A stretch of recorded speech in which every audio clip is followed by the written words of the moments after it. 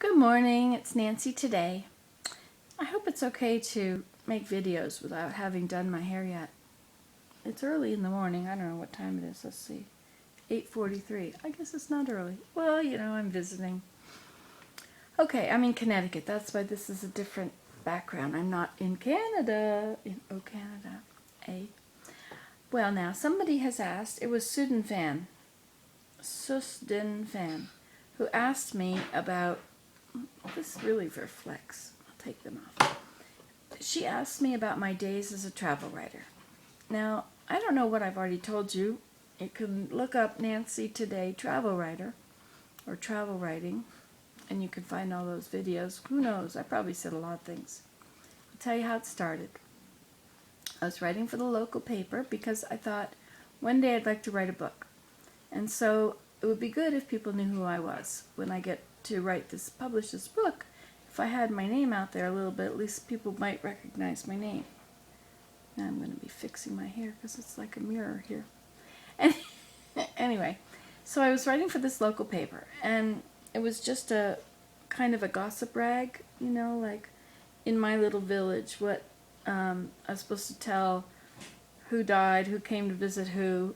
It's just, so-and-so's been in the hospital for a week, and anyway, but I didn't want to do that. So I was writing about the birds and just nature with a little bit about Mira. Anyway, and people would say, when I'd say that, I'd meet them and they'd say, "Oh, I've heard your name." And I'd say, "Oh, yes, well, I write for the paper."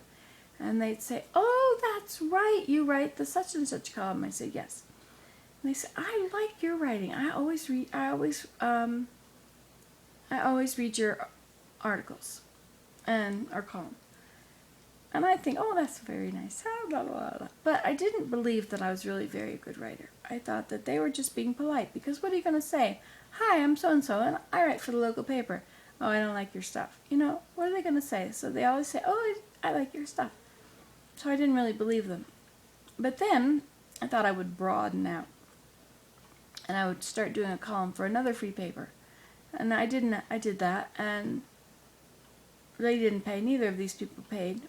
And it was all right. I didn't have any journalism degree. I wasn't really doing it for that. But I did save all my clips, and I like to look at them and see how wonderful I was. Oh, isn't that sweet? Look what I did. Anyway, so I called this other paper. I called all the papers in Ontario, all the little tiny papers, to see if they would like columns on nature. And so this one said next year. And so the next year is when I called him. And I sent him an article, and he was going to give me a column. And I said, "Well, what's your deadline?" I had already sent him the first one. He said, "Well, for most people it's Wednesday, but for you it can be Friday because yours is clean copy." And I guess that was the beginning of realizing that maybe I really was a good writer. Maybe these people were telling the truth. Because clean copy meant that I didn't have to, he didn't have to edit it or anything, which was good. And so I thought, well, gee, if it's that good, then maybe I can get a column in the big papers.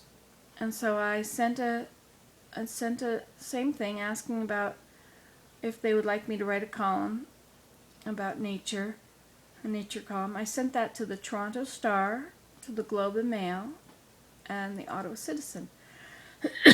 We're Canada's three biggest newspapers, I believe. I don't know about the Vancouver Sun, how big that is, but anyway, these are national newspapers. So I don't think the Toronto Sun is national. And they all three wrote back and said no. But the one from the Globe and Mail wrote back and said, "No, I don't want a column, but I would like you to write like you write about nature, but hang it on a place for my quarterly travel tabloid." I thought, all right. So I would write about, like, the beavers, and I would write all about the signs of a beaver being there and the things that the beavers did. And then I had to hang it on a place. So I would look up the provincial parks and see which one had beavers.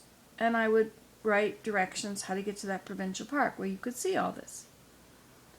And was a little "if you go" box, and that was great. So I sent that in, and then I started reading the paper, and I realized that people were going on balloon rides, hot air balloon rides, and doing all kinds of things. They weren't just writing about a place; they were experiencing all this.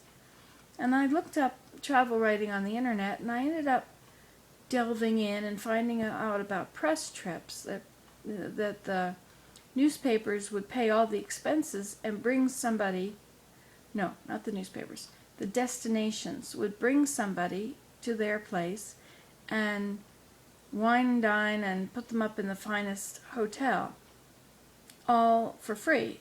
The writer didn't have to pay anything.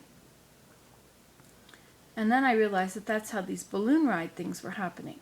People were getting free balloon rides for their efforts. So I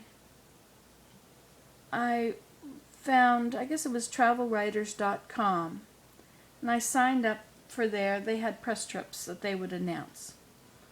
This was back before 9/11. After 9/11, never any more press trips, really.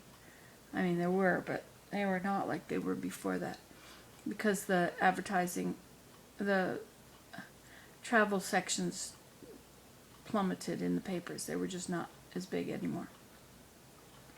So there was one press trip about a trip to Houston, Texas, and you would get to ride in a BMW on a racetrack, and you would go to the rodeo, and you would stay in the St. Regis, Houston, with butler service. Oh, I'm trying to look up there and see under my bifocals to see the name. I do have my bifocals on. 6:59. Anyway, so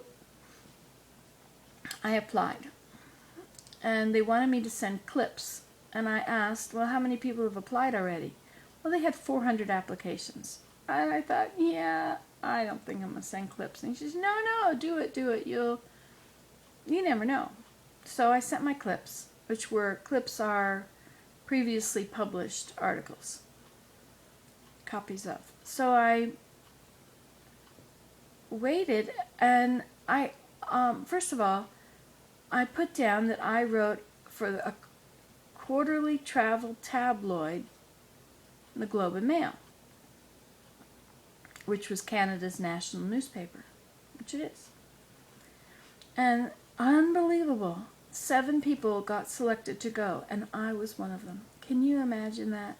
I, who had no qualifications except that I was going to write this little article for the Globe and Mail. So that was my first press trip. I went to the Houston, St. Regis, Houston, had butler service.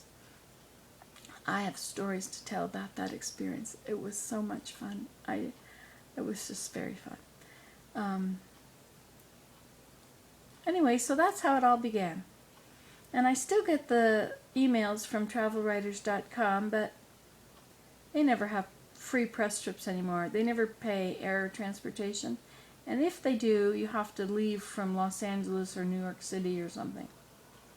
Anyway, so that was the beginning of being a travel writer. And I took, I think it was 36 press trips in the end, by the end. Anyway, so there you go. You can do this at home. Bye.